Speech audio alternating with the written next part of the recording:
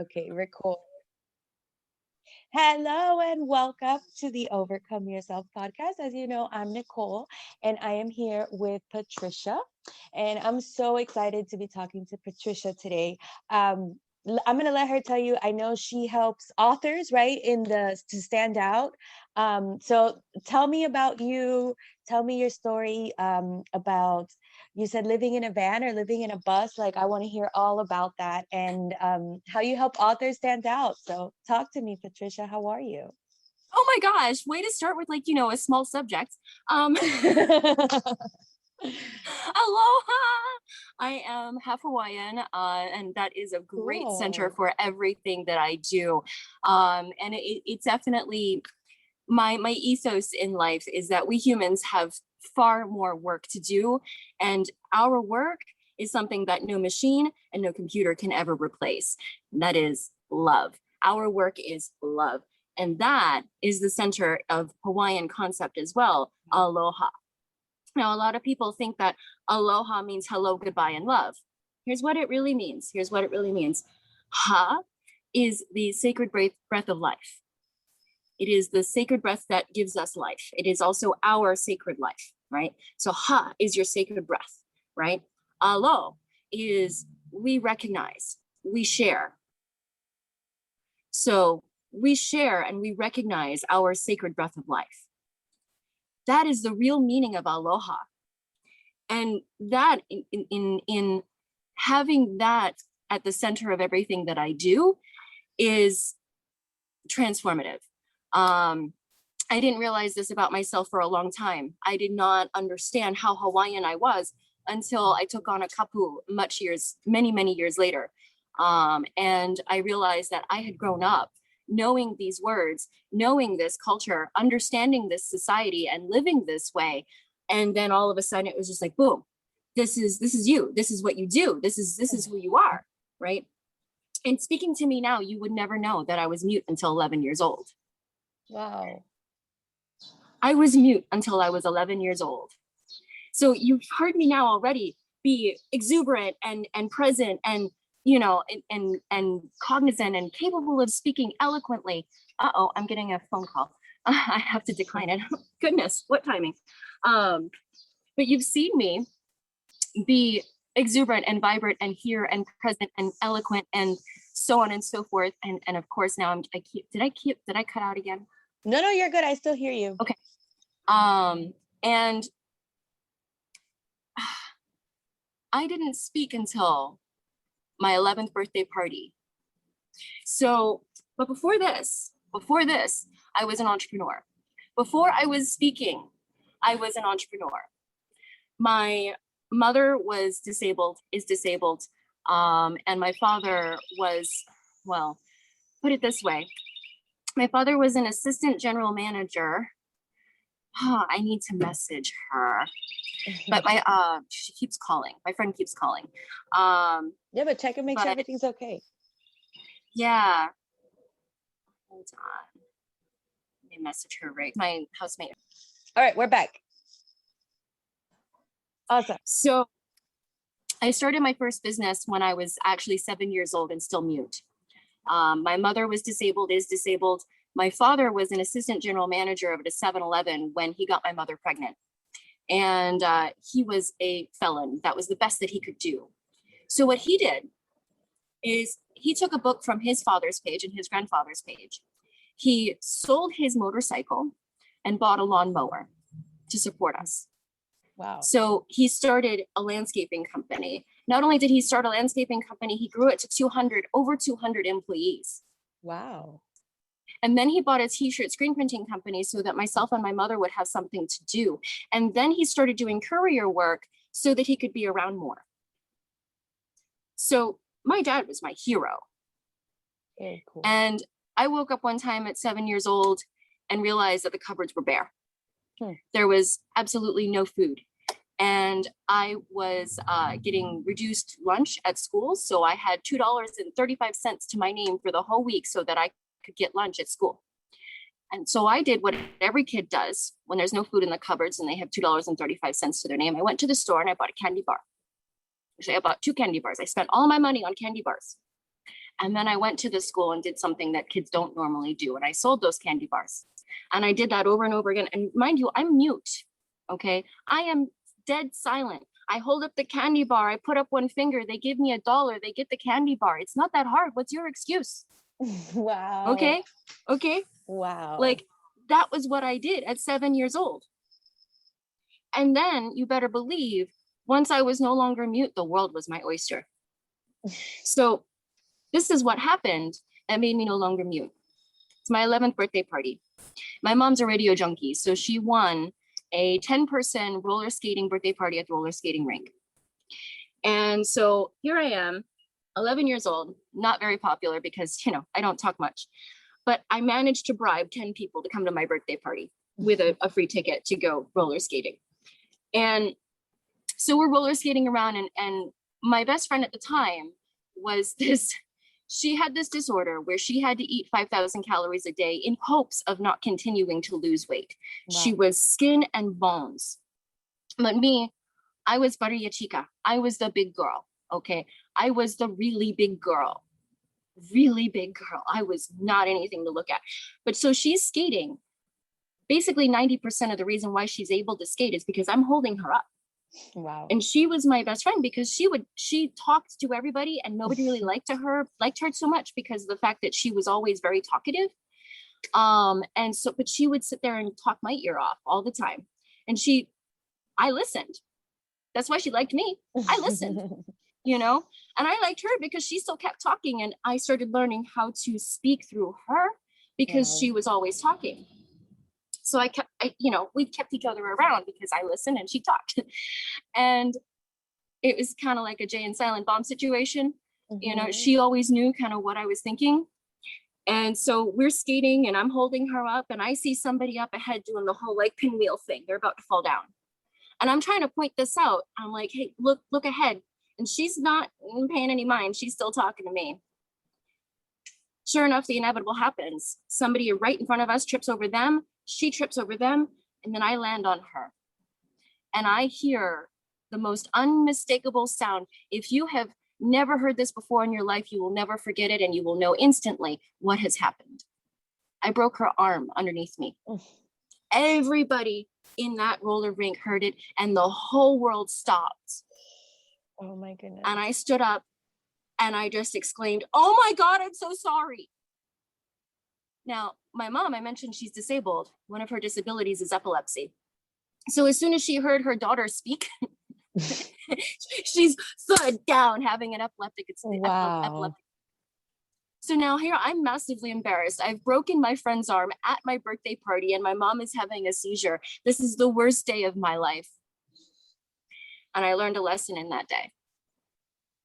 I learned that it is far better to speak your truth than to bear the pain of your silence. Wow. The reward of speaking your truth far outweighs watching people suffer because of your silence. And then the world was my oyster. Wow. And then I started in 1992. So the next year, 1992, I'm skipping school at the library. And I'm talking to a homeless man at the library at the computer next to me, and he teaches me HTML. I started making my first website in 1992 while skipping school at the library, learning it from a homeless man. Wow. 4 years later, I started developing websites professionally. Now, at the time, I still didn't know that this was where I was going to end up being. My dream was to go into Navy, because I didn't have any other path to college. My dream was to go into the Navy and be JAG, Judge Advocate General, an attorney. That was my dream. So, I mean, at this point in my life, I'm getting into the best shape of my life. I'm doing everything that I can to be ready for military life. I am, learning everything about it that I can. I'm in junior ROTC. I'm doing all of this. I'm my classes for school. So my first semester in high school, I failed the physical training test. Totally failed it, totally bombed it, right? So I says, that's never happening again. My second semester of freshman year, you know what my classes were? PE, team sports, weightlifting, and ROTC. Those were my 4 classes. Wow. It never happened again. It never happened again, right? So yeah, I'm still building websites on the side. And then I get to be 16 and my parents move out and I decide that I'm going to stay in Florida because like, this is how I'm going to end up doing what I want to do. Like my parents don't get me. They don't know my priorities. So I'm just going to, do what I have to do to be independent and stick to my career because, my parents just ain't there for me. They were very hands off. And it's a blessing to me because I've learned how to think for myself. But I took the ASVAB. I passed that with flying colors. I took the physical test and the stress test. I passed that with flying colors. And then they told me, so now for the easy part, family history. And that's when I found out that if your mother and half brother have epilepsy, the Navy doesn't want you. Because you could develop it at any time and they don't want to put you under that kind of stress to develop it. Now, by now I had overcome obesity, rheumatoid arthritis, and my own mindset to be here now. My world was crushed, absolutely crushed. I had done everything and given up everything to have this life. And now my one and only path to college was closed. But little did I realize, I already had everything I needed within me. It wasn't long after that I forged a career on the forefront of digital media. And I ended up podcasting and blogging before it was actually set as the name. So when podcasting and blogging were still being debated as to whether it would be called podcasting and blogging, here I am, a co-host of WordPress Weekly podcast, podcasting about blogging. Wow. Okay, here I am, chief editor for masternewmedia.org. Here I am working for the number one social media marketing agency in the world at the time, Now Sourcing. And I'm one of their agents because I was a standout on Twitter. I was somebody who was growing my Twitter following faster than anybody else. I had figured out the system on social media. So here I am at the forefront of social media, at the forefront of new media. And I have no idea why I'm here, but as the years went on, it became apparent that my love of books, my passion for people to blossom and tell their stories and speak up would eventually be my purpose. And I've been doing that now for 3 years. For 3 years, I have coached over 200 authors to go from nothing, absolutely nothing, to bestsellers on New York Times and USA Today and so on and so forth. I have 5 New York Times bestsellers under my belt at this point. Wow, that's so cool. And that's no easy accomplishment. No. It's an all boys club. It ain't pretty. For the most part, it is pay to play. There are other ways. There are other ways to develop your career and do what you want to do with your book. And I'm absolutely here to support you in those things. But if you want to be on the top of New York Times, I can help you get there. That's what I do today. And that's with traditional or self-publishing? Yes. Both? Awesome. Let me tell you the story of Robert Kiyosaki.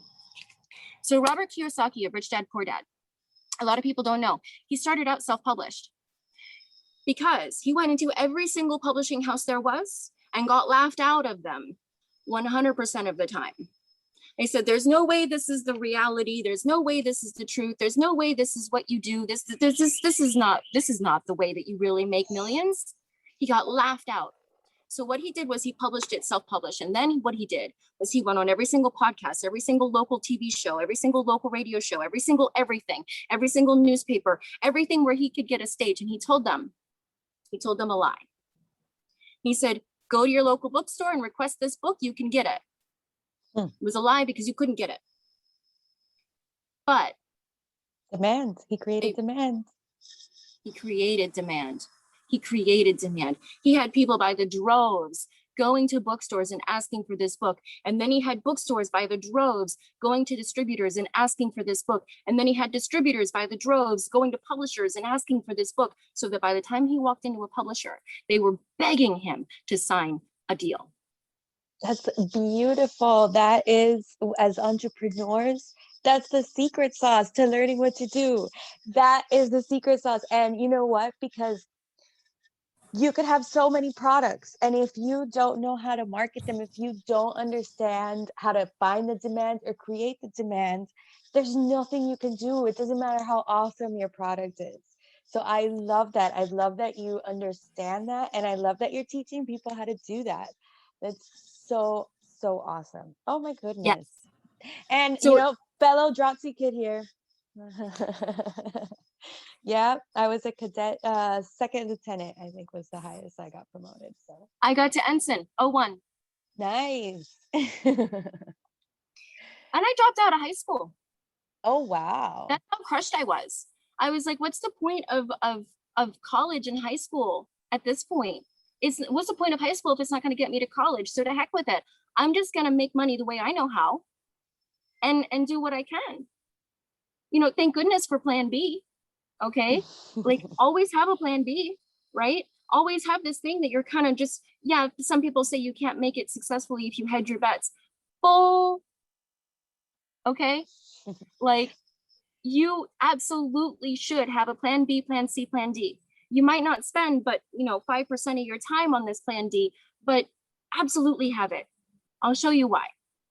So I'll tell you how I ended up living in a van. So at one point I was living with a housemate, and it went sour really quickly. All of a sudden, some of our stuff went missing, including my stuff, and she accused me of stealing it. And she told me that I had to get out of there within the next 4 days. I had until the end of the weekend. It was Thursday. I had until the end of the weekend to get out of there. Okay. So on that short notice, I end up moving in with my boyfriend at the time. And he's already got a van that he's built and been camping in part-time. And he's not sure if he wants to be a nomad. So I'm like, go take a 2-week trip. He says, doesn't really know how to make a fire. So we go on trips. I help him make fire. He learns and realizes over the course of the next 6 months that he loves this. So what we do is after a while, it's like, why don't you build a van to live in full time now that you love it? So he's like, heck yeah. So he buys a van. We start building it.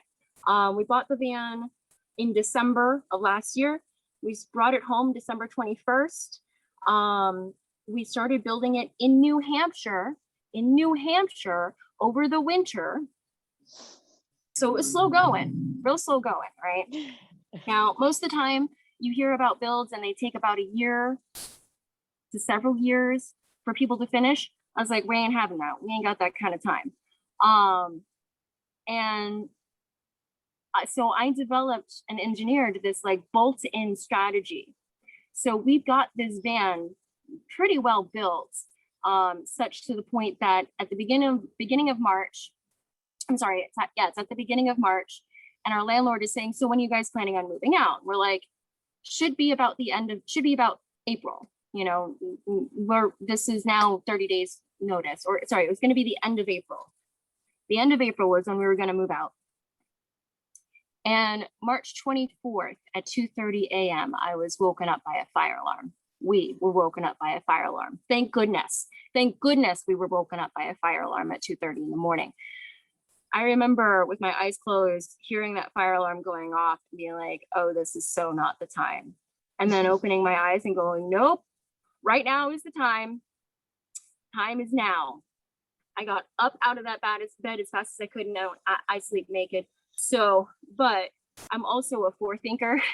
I always have something next to my bed. I plan my next outfit the next day next to my bed. It's always right there. So the night before I had my clothes sitting there already. So I literally I can't see anything. And thank goodness I think ahead. So I just literally pull on my house dress and my house robe, and I start looking for where's this fire, because, where's this fire is going to determine how I get out of this place, right?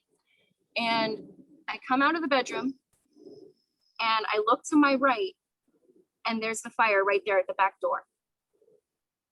It's like, well, that's 2 feet from where I was sleeping. Oh, shoot, all of our winter coats are right next to it. All right. I can't see the winter coats, but I know they're there because I have this ever since I was a kid. I saw this movie called Flashback and it terrorized me. So ever since then, I've made a habit of being able to get through my house with my eyes closed or in total darkness. This is a thing that I practice everywhere that I live. I have to be able to get through my house in total blackness. So I knew exactly where those coats were. I knew exactly how to get them. And all I could see was the flame at the bottom of that door, and standing not a foot away from it to try and get all these coats off of the hooks. Right. The last one that I'm struggling with is my boyfriend's motorcycle jacket, heavy leather armored motorcycle jacket. And I'm just trying to pull it off the hook, and I'm inching ever so closer to this flame. And I finally get it off the hook, and I go into the bedroom and I toss them all on the bed. And then I hear him meowing. It's our cat. Now he's already been on and off the phone with 911. And now we're trying to find the cat.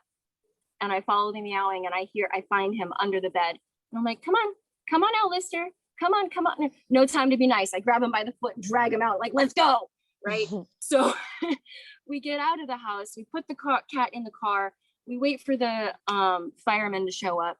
And, they're not long after they get there, they start tearing through the wall because the fire had started in the basement.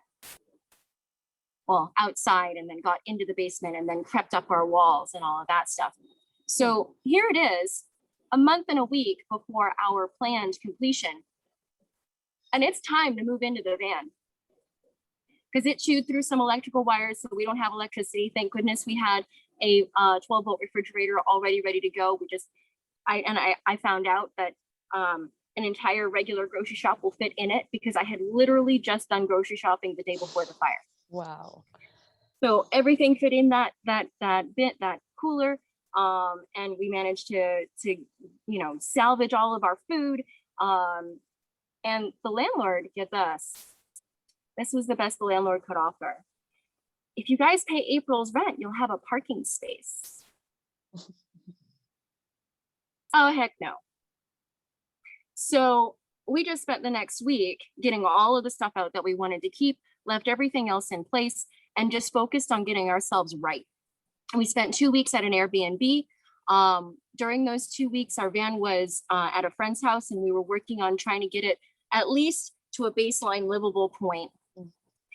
And then at the end of those 2 weeks, we loaded everything into it like a moving van and went out to Indiana at another friend's house where they had a garage and tools and a room where we could stay. So we went out to Indiana and we used that garage to store all of our stuff. We used our tools to finish the van, and we stayed in that room for another 2 weeks. And then April 24th was the first night we slept in that van. Wow. 4 months. We finished that van in 4 months. That's record time. It's amazing what you can do when Mother Nature puts a fire under your hoo-ha. Literally. Okay. So that is absolutely the most harrowing thing that you can imagine going through. And it's not even close to how do I put this? So many people get through challenges like this, and then they dream about doing things like standing on the stage at TED, like I do, right? And they go, oh gosh, how could I ever do that? Look at what you've already achieved. Look at what you've already survived. You have a 100% rate of achieving. Yes. Yes. You have a 100% rate of achieving. Standing up on the stage at TED is easy. Okay? Like you already have everything within you that you need. You just need to pull it and do it. That's so powerful. I was on another podcast interview today. One of the things I talk about in my book that we were talking about earlier was leaning into our weaknesses. And I bet you talk to a lot of authors. I heard it in a presentation once. They said, turn your misery into gold. Like you went through this. It sucked. It was hard, but now you've risen and you can help someone else that's going to go through that. Right.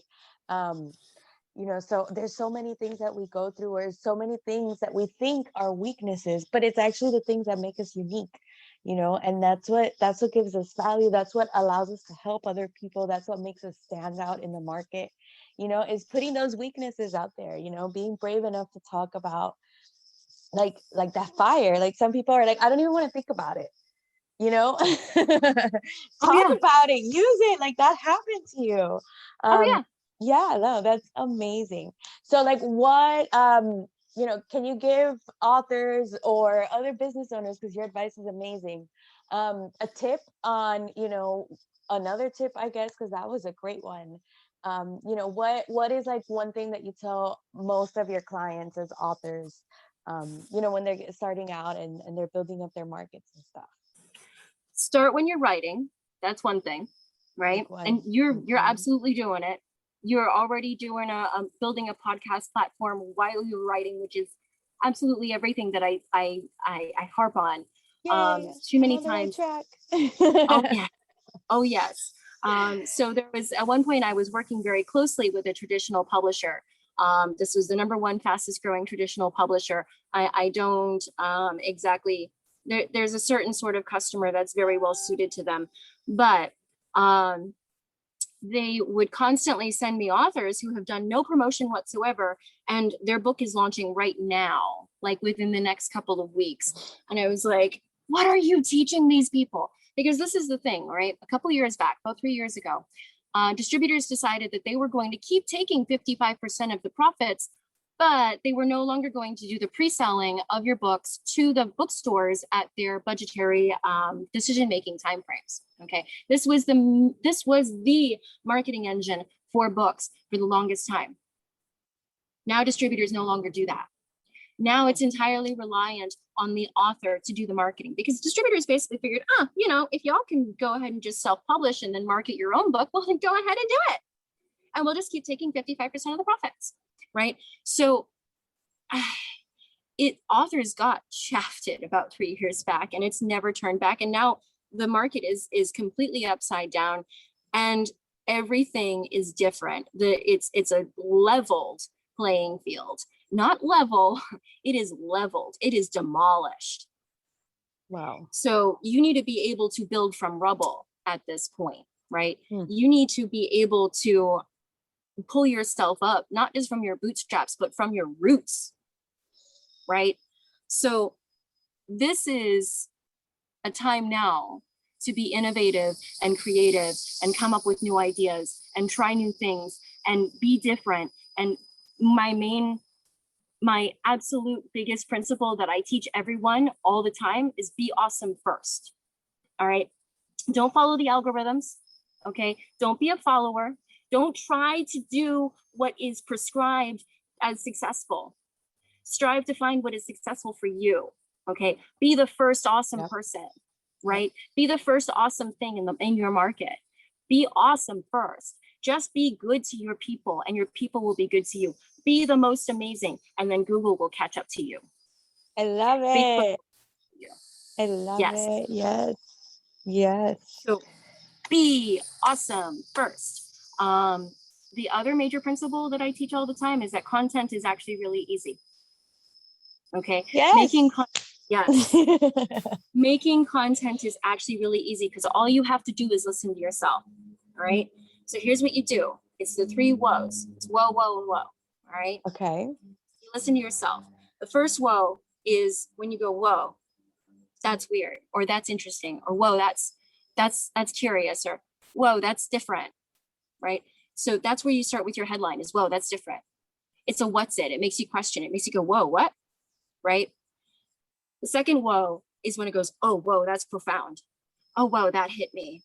Oh, whoa, I hadn't thought of it that way.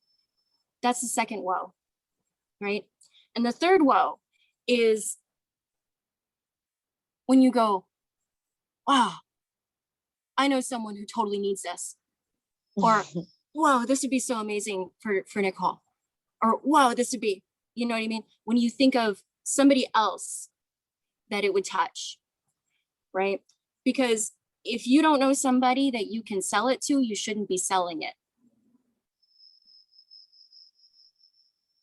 So you listen to yourself and you listen for those woes, and then you communicate those woes. And that is how you generate your content, because ultimately people will do something only after they feel something.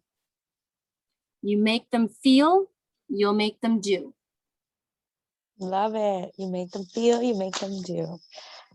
That is awesome. Incredible. Like, there's so many thoughts swirling around my head right now. And that's all you have to do is create experiences. Okay, I'll give you an example. One of my clients was struggling with trying to make content on other platforms to promote their YouTube channel, right? And it was one of those things where like, I just like, you know, I'm a YouTuber, so how do I promote myself on Twitter? Do I just publish links to my videos? I was like, no. You give people on Twitter that is a different perspective, because this is the thing, is that we don't want to follow you on 5 different platforms and get the same content, right? I'll give you an example. Okay, here's a corporation who does this right, okay? Barilla, the pasta company, they're promoting themselves on Spotify. I saw that, the playlist, and you play it, it plays as long as the pasta needs to cook. Yeah. Exactly, right? So cross-platform promotion needs to be a different shade of your content. And so what I told this YouTuber to do was post pictures of your cat. Give your cat a personality on Twitter. Okay? Then your cat is a Twitter celebrity that's promoting your van. There you go. Okay? So that is how you kind of shift the shade of content to a different platform. And just when you go on a different platform, it's not about promoting the content you already have, not necessarily. It's about giving a different shade of it and giving somebody a different experience, giving them a different feeling, giving them a different emotion, a different emotional space to be in within you, creating a different experience.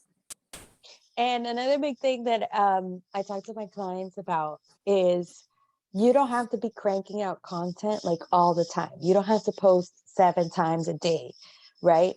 It's better to be consistent and post good content consistently. So once a week or whatever your schedule is, versus cranking out a bunch of crap all the time. Do you agree? I see you nodding. Huge agreement. Okay. In fact, there are some platforms where this works out so much better than others. Okay. Give you an example.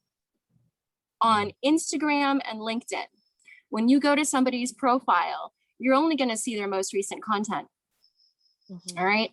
Now, LinkedIn will do this better than Instagram, but Instagram, you can add a bunch of people and let them look at your most recent content and help your numbers come up progressively by posting slower, right? So you post slower and you add people and network with people and communicate with people more regularly than you post, right? You engage on other people's content more regularly than you post content, and you get more people to come to your profile and look at your posts, and that boosts your numbers up, that boosts your engagement up.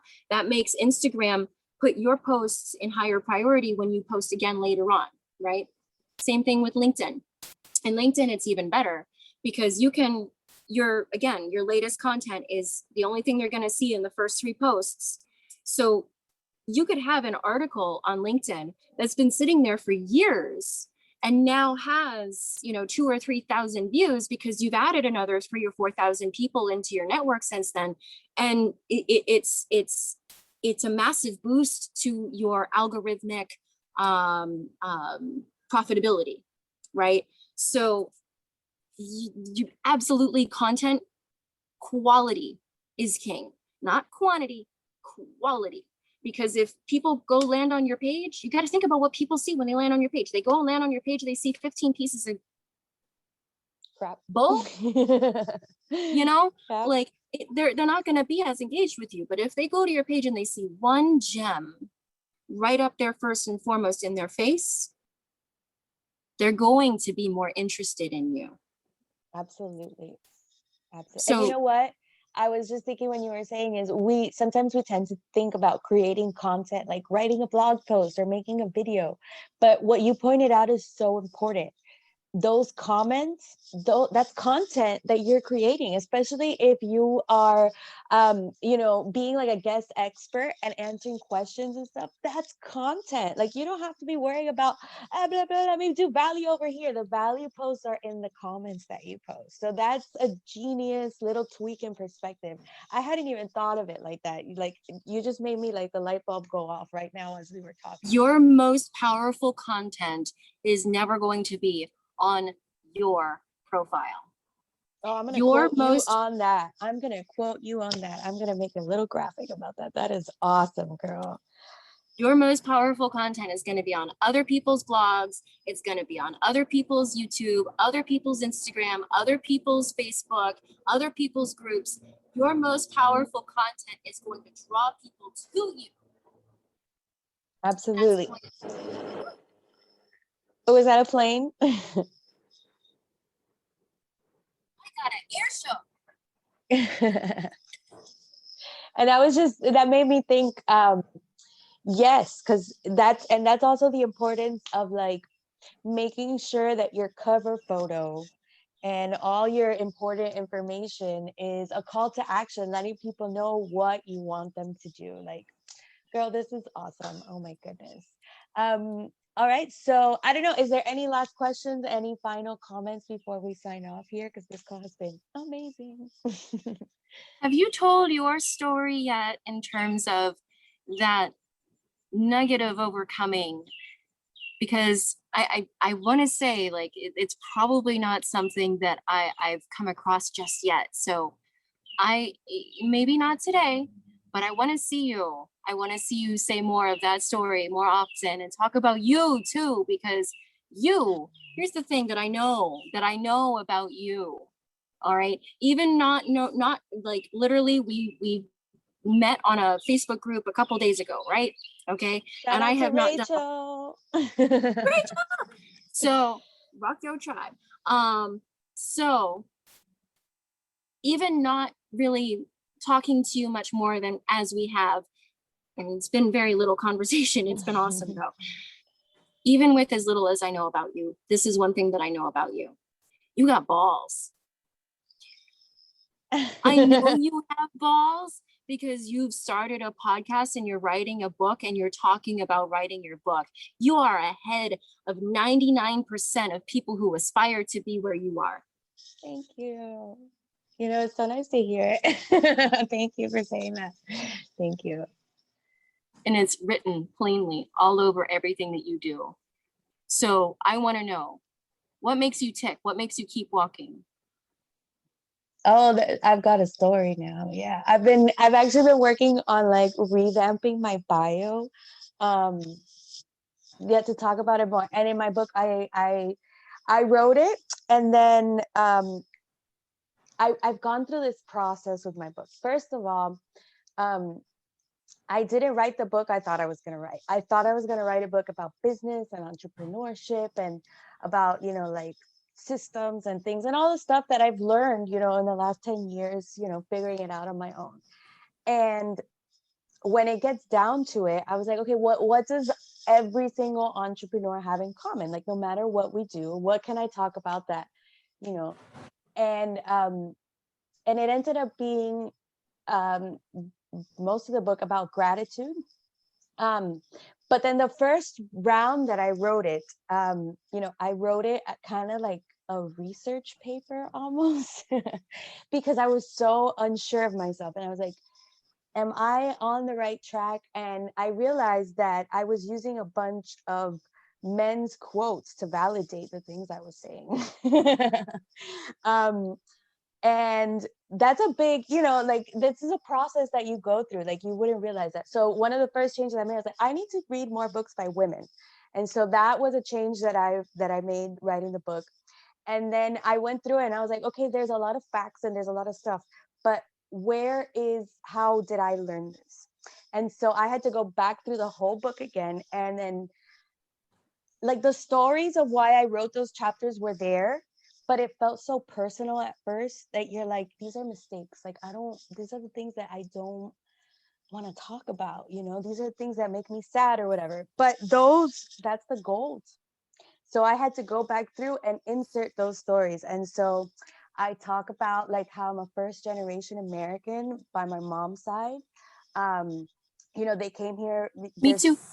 Yes, so four generations of women came here from Cuba, and they got on freedom flights. They left everything they knew behind. They had one suitcase, and they came here. So I'm like, how can I be mediocre? How can I be nothing when they came here so I could be born free, so that I could do something? And like those four generations of women are gone. Like my mom, my grandma, my great grandma, and my great great grandma. Like, look, actually, I have a picture, 5 generations in one photo right here. That was my Oh, great great grandma. And so that's a big part of what I do. And like realizing with all the protests and stuff going on, like it's a privilege for me to do this, to just be able to go into business for myself, to talk to you. Um, you know, um, I've got issues like depression, anxiety. I was diagnosed when I was like 15. And for a long time, I didn't have anyone to talk to about that. And now I do. And I'm kind of like, I'm coaching the other people that I'm in the group in. And then, they're telling me like, oh yeah, that's actually what we teach. And I'm like, you taught this to yourself. Like you figured this out. And if I hadn't gone through those dark moments and, like I grew up without a mom, with the depression, with the not fitting in school, but it all led to something. It was all because I was different. I was unique. And that's the power. I can't be the only one that felt weird. You know what I mean? oh And my, so there's got to be other people out there that are like, this story, the stuff, the shit that I've been through, it's got to have been for something. I've got to make it worth something. And so, that's why I'm doing, and I wanted to make this podcast because I'm like, I keep talking about like my book is about to come out. It takes a while, and you gotta, with the writing and the editing, and you're bearing your soul. So sometimes you gotta put it down and like give it a minute and come back to it. But yeah, like that's where I've bared my soul and told so many parts of my story that for a long time I didn't even want to talk about. I didn't want to think about. Because you have to face demons, and you have to relive moments, and you have to think about the moment and then think about what that moment meant, and analyze it, and like people that did stuff to you, and you're like, and so this is just the process of writing a book has just been so therapeutic in itself. I'm sure other authors have told you that too. it's a bit of a blessing to start out with big shoes to fill. And it does definitely at first, yeah, it'll give you anxiety to realize that, oh, holy heck, my mission is so big. Yeah. Mi abuela and my whole family, they all came over here to give me freedom. And what am I gonna do with it? What's my excuse? That is a heck of a story, that you had shoes to fill and it broke you at first. And you know what? I think everybody goes through a moment like that. And this is something that I very commonly say is that the one thing that I expect in every interaction with every single human, and this is the thing that excites me most about talking to humans and engaging in society, the one thing that I expect is differences. And that's the most beautiful thing. Because whenever there's a difference, there's an opportunity. How boring would it be if we're just all the same? Thank you so much for this. And thank you No, so much thank for the platform for you. these stories, because they are so massively important. And I look forward to seeing where you go with your big balls, your massive cajones. Thank you so much. You're so cute. And then you, just before we sign off here, I just want to verify you sent me your links here. Yep, my LinkedIn. I am linkedin.com/in/more than some. MORETHANSUM.